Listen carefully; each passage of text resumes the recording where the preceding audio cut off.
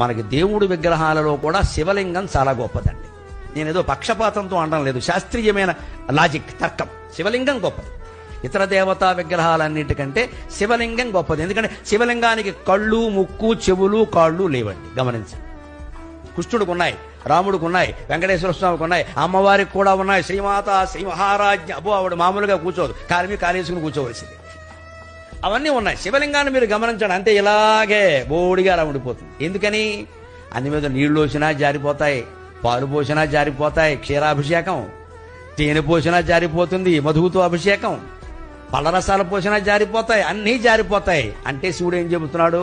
నీ ఆత్మస్వరూపం ఇవన్నీ వచ్చాయి జారిపోతాయి, వదిలేయి. మాట వచ్చింది పోతుంది, చూపు వచ్చింది పోతుంది, వినికిడి వచ్చింది పోతుంది, స్పృహ వచ్చింది పోతుంది, అన్నీ పోతాయి. లింగం రూపంలో, శివుడు రూపంలో నువ్వు ఒక్కడవే మిగులుతావు. అదే చిదానంద రూప శివోహం.